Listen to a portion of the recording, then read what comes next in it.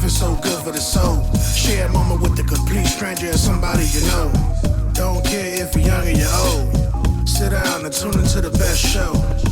Lee bringing all the flavor. Interviews getting greater and greater. With a nostalgic feel. You know she got the mass appeal. Word up.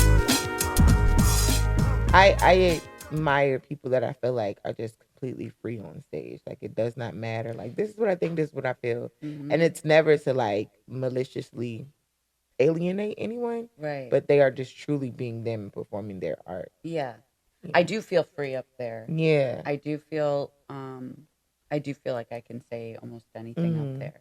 When did you get to that place? Like do you remember like maybe not the exact show or the moment, but like around the time where it was just like, yeah, like I'm good. Yeah. I don't even know when that happened. I think it slowly just sort of like developed into a place. I mean, there's been times where being up there felt dangerous or scary, you know, especially with like the climate of things. And, you know, it hasn't always been that way, but I do feel like at this moment, I feel that way now. So probably, I mean, it's like a journey. It's not like one day that I was just like, oh, I'm free to say whatever I want. It's like, I just know like now I'll think of something and I'm like, oh, I saved that for up there. Or what's really interesting is like, I've been like asked out on a date, let's say, and I like have a panic attack and I'm like, I want nothing to do with that. And it's like the thought of just opening up to like one person, I am like, I can't do that. But I could tell that whole room like everything, you know?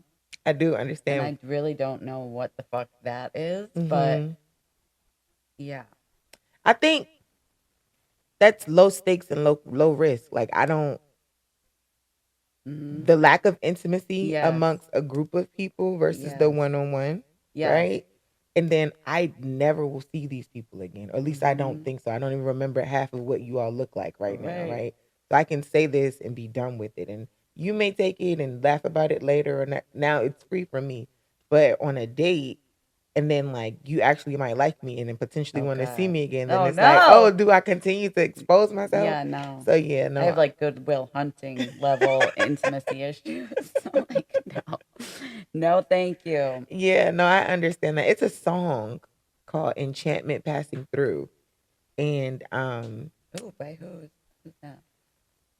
It was from a musical, I think. I think it was in a musical. And then Cisco redid it.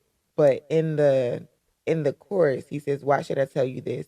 A stranger I just met, who in hours from now I'll certainly forget." But he's like just pouring out his life in that moment. And it's like, but you know, it's easy. Yeah. It's safe. It's fine right now. Yeah. I totally understand that. I have like performance issues in front of people that I know. I don't know, none of my family is here with me. Yeah. So I don't really perform in front of people that I know. But the friends that I do have, they be like, let me know when your show. And I'd be like, okay. Yeah. But I don't really say that because I'm not used to people seeing me that I know. And then like I would freak out knowing because like you know me very well. And then like I feel like the pressure and the stakes of like, oh, I want to do well. And if I don't, then you saw that. So yeah, definitely. I don't really want to see them in the front row if they're there, any of that. But I think there is something to like keeping like compartmentalized because, you know, if you're thinking about who's watching you, then it does restrict you in what you are willing to say up there. I know that. But so it is nice to sort of just compartmentalize that in your brain. Like nobody cares. Nobody's watching. Nobody. That way you can be more truthful, I guess. 1000%. Yeah. And let go of like the outcome. Good or bad, whatever's going to happen is going to happen. Yeah. I heard you mention, you know, quitting again. So do you feel like you've walked away from comedy a couple times? Yeah. And I do feel bad on some level about that. Like I wish I could just say it's all been you know, from the moment I stepped on the stage, I knew that it was just, and some of that is true. I knew some things, but it's not been easy in some times, and I didn't realize like how much I didn't want to need it as much as I do, I guess. You know? So yeah.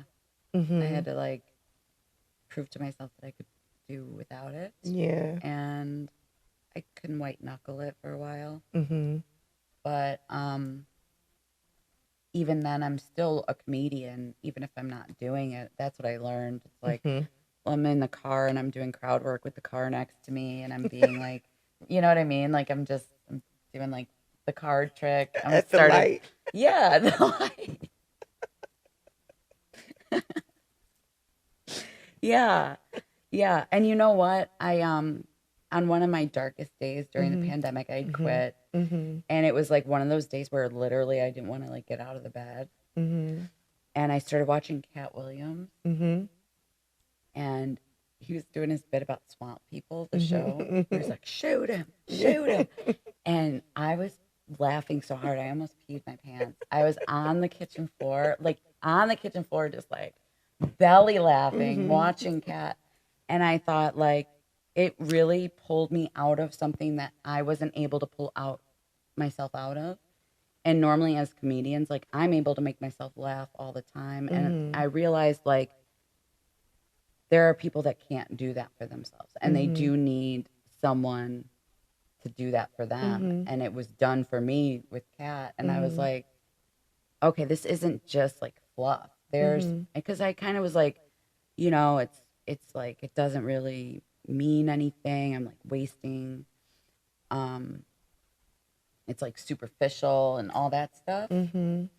And that day taught me that, no, this is like actually something people need, you know. And I knew like we need laughter, but I was like, oh, you can laugh with your friends, you can laugh, you know. And I'm like, there's people that they don't have that, and their friends aren't funny, you know, and they're not funny, and they need someone to be funnier than them and make them laugh and think about things, you know, in a different way and bring levity to some dark shit. So that day it taught me, like, okay, this is actually something that is, it's not just about getting like on TikTok and being famous or, you know what I mean? Like, it's actually some value to it. And because I think I had lost the reason that I got into it, and the reason why I love it is because I love laughing. That's like my favorite thing. And I love making people laugh. I love laughing myself. I'm not like a comic that's like, it's like, where they be like, that's funny. Like, that's the way we laugh. Right. Yeah. I mean, I do that too. Yeah. But I really want something to get me. You know what I mean? I'm not going to hold it back. If you make me laugh, like, I'm going to laugh loud. But I'm also not going to fake laugh at some. Yeah, I hate that too. Yeah. Unless it's really quiet in there. Unless it's really quiet. Yeah. Then I might, just because I'm uncomfortable. Let's get the ball rolling. This is how you laugh, everybody. Yes. Like, ha ha ha. So, but I do hate fake laughing. Yeah. Because the laughter feels honest. Very much so. And that's why it cuts through so much bullshit. It takes out a lot of ego and tension. And I know, like, I match energies. So if, like, somebody's got a big ego around me, like, my ego gets crazy, where I'm like, I don't even know why I'm doing this. But it's like, okay, well, I got to do it. And then I'm like, I didn't like doing that. But, but I will. You brought it out of me. You made me do it. Just, I'm reflecting back to you, but like, I got to go because it's a lot. It's a lot. I got to lay down. That was a lot for me. I'm drained. That was a lot. What was that? That was, oh, jeez. Yes. Oh, no. Sorry. I can't be around you. I didn't mean to do that to You're you. Too much. Now you think I'm too much. Oh, gosh. Now we're too much. Yeah, that is true, though. So it's like, if you can laugh at that, it's much better than being like, I'm too cool. But I have like anxiety, which comes across as like I can be too cool sometimes, but really I'm like freaking out. And I'd much rather joke about that or have you make fun of me for that than like, I like people poking at me like in good humor if they can do it right. But if they can't do it right, if they're not coming from the right place in the heart, then it's like, I think about like musicians. I feel like if a musician sucks, like your ears hurt. But if a comic sucks, like your feelings get hurt. It's very like you have to be good at it. Because if you do it wrong, it really hurts people. Yeah. And we all miss the mark sometimes, but yeah, it really can be bad. It hurts on two folds, right? Because sometimes it's painful to watch. Just oh man, get him out of there. Like that cringy, secondhand, that, or it's just like, wow, that was me. Yeah, so I got you.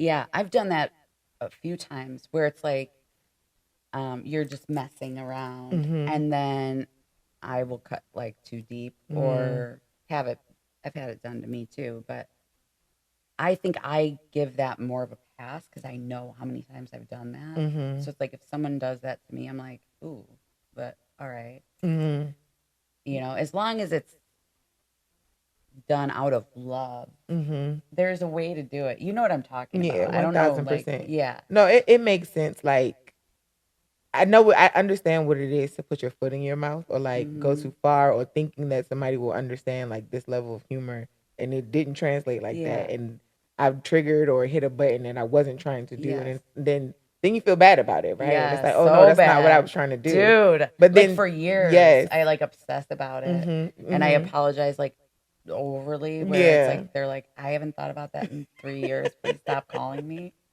I'm like, but remember when I said that? I'm so sorry. You do your annual apology. Yeah. Hey, like, it's me again. Let me guess. You're sorry. Yeah. The last time that I apologized for something like that, they were like, please stop.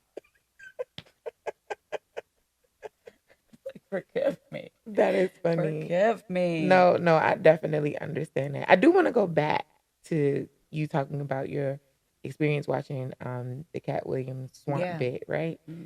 And you were saying like you were feeling like you were at the place where you kind of like walked away from comedy. You didn't want to need it as much, but you keep coming back.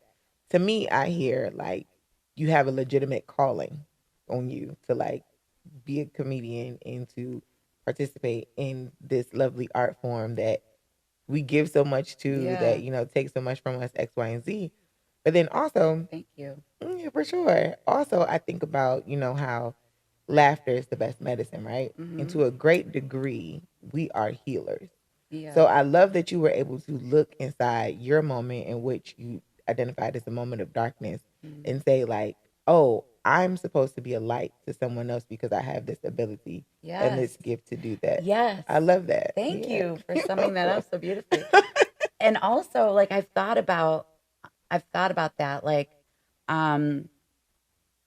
being what a gift it is, and I feel really grateful that I am able to like enjoy my own company in that way and make myself laugh and use like humor is such a beautiful gift, and I do believe it's a gift, and I think I sort of took it for granted and just assumed everyone had it. I actually feel like I lost it, like it was taken from me, my sense of humor, for a few days, and my brother was actually like, I don't even recognize you right now because everything felt so serious that I wasn't myself. And it felt like I also drove all the way to Ohio without speeding, which is not myself at all. That's how serious I was. I wouldn't even break the speed limit. Did you get to do any of your tricks? And I had a little stick for some reason. I was out of my mind. Yeah, I don't know. I was going through like some spiritual walk or something, but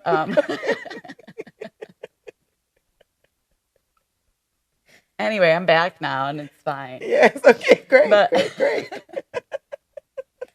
But yeah, it was weird. What were you going to Ohio for? To visit my brother. Okay. And I got there and he was like, turn around. Okay. Okay, got it. I didn't know if Ohio was going to drop off the stick. Laughing. Okay. Like, you're serious. Yeah. I showed up real serious. Good morning. How are you? I did 35 the whole way here. He's like, what the fuck? Yeah. So anyway, I think I went through that to realize what a gift it is and not take it for granted. Yeah. You know what I mean? Because when you said like, I rediscover my purpose, that level of grounding and regrounding, it gives you just like motivation and understanding of the direction that you're headed and that you're going through. So yeah. Yes. And then like even today and recently I've tried to be, I'm trying to figure out how to be like professional. You know what I mean? Like I feel like that's the part that I've been missing.